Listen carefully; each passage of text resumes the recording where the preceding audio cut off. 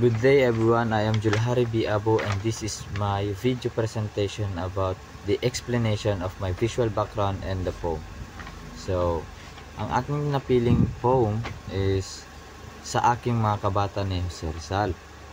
No?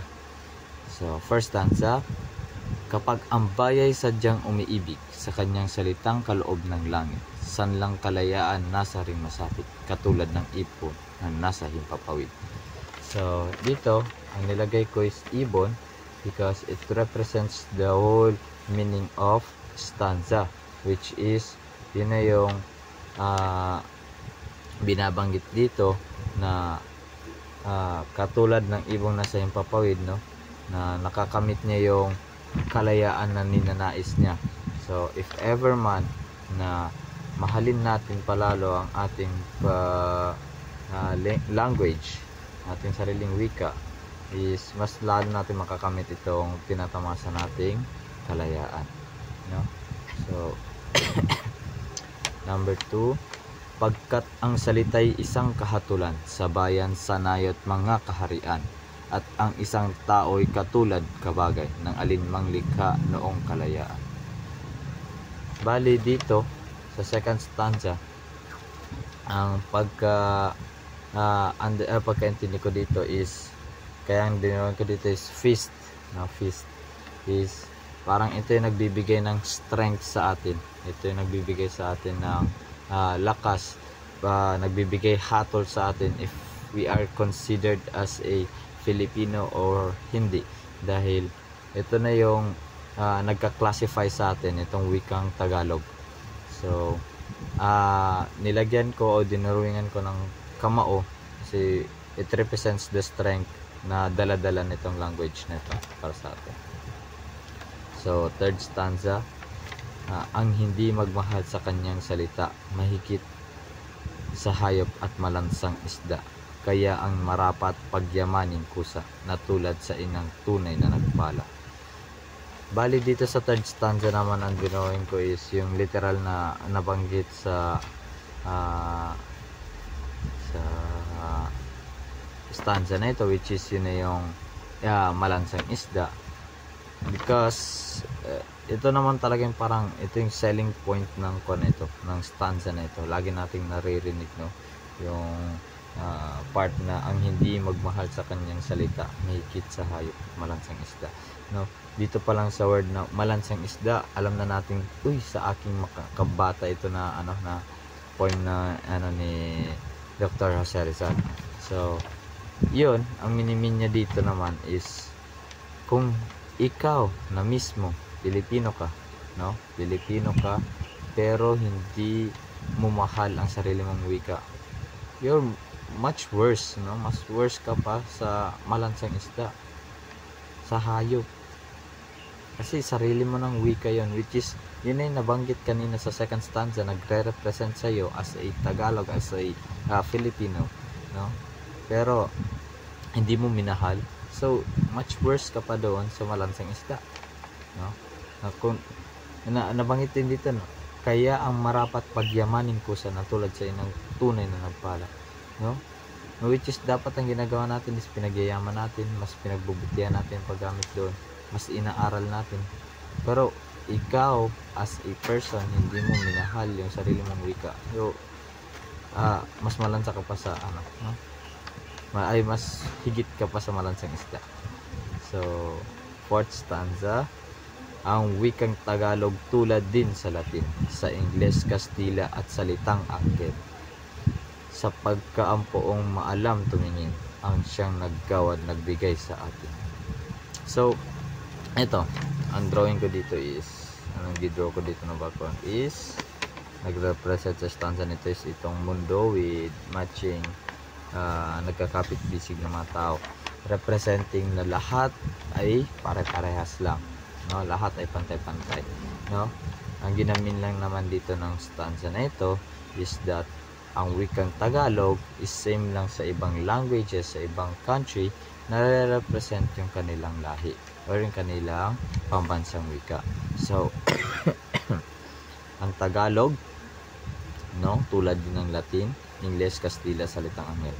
So sabihin, pagkakapareho lang sila kahit sa anong language sa ibang mundo.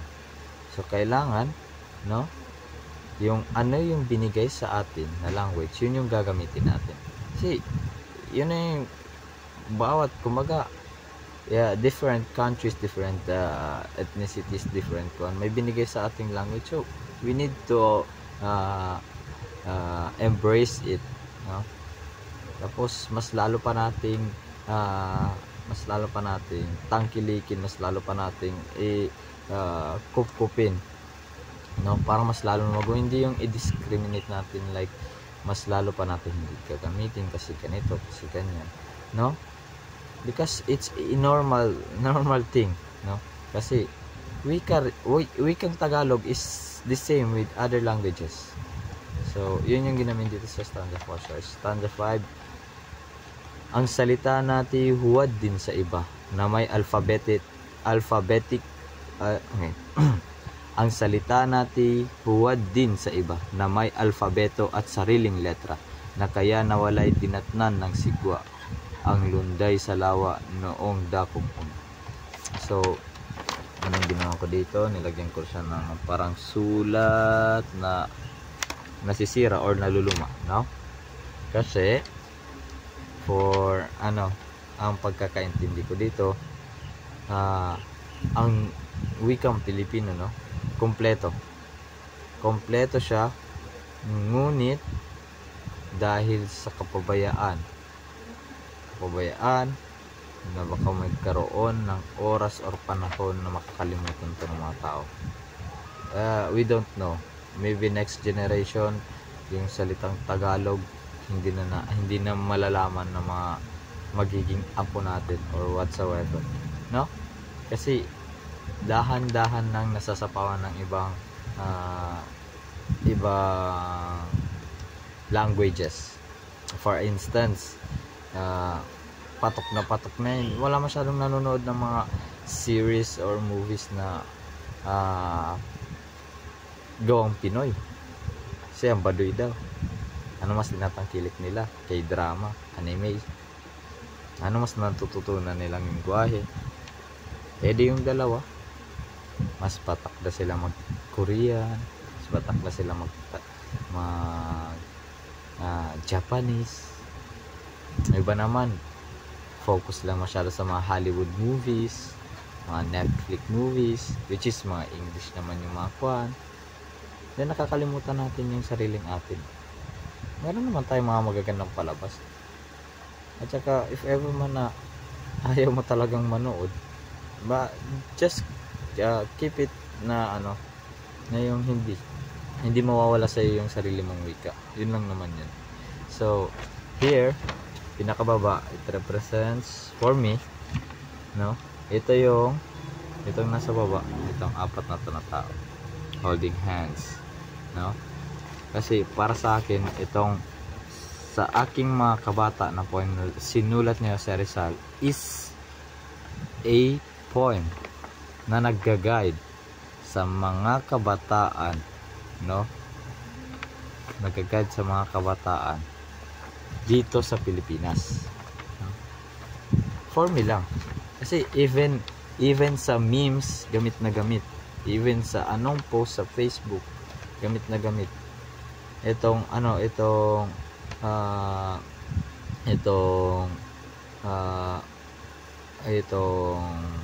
part na ang hindi magmahal sa kanyang salita mahigit sa hayop at malangsang isda. Like I've seen a lot of memes na nalalagay ito. Tsaka yung praise ni kabataan ng pag-asa ng bayan, which is nako-connect rin dito sa aking mga kabata, no. So that's why I put this guy doesn't actually represents Jose Rizal, but it's like it represents the poem guiding the children's, no, holding the flag, which is symbolized that I'm talking about, or it's leading this way, no, about Philippines, no? Tapos ba't nga ba green? It's green, neon green. Sorry for the video, masyadong maliwanag and klaro. For me, green ang pinili kong kulay kasi it gives a much deep meaning for me. Kasi for me, green represent fresh, new life.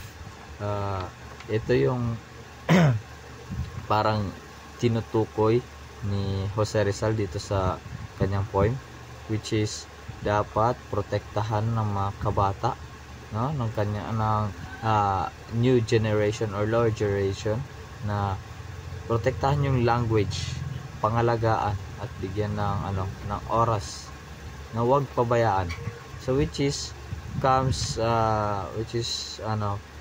yun na yung kinonect ko doon na green, kasi it connects to the children's, which is for me, children's are like leaves, no?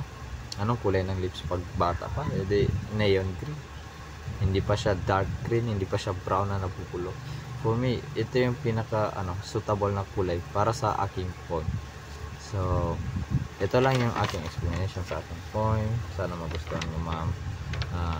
It's maganda naman yung drawing ko. May effort naman. Simple lang. Ginamitan ko lang ng color pencil because ito lang available. So that's all. Thank you.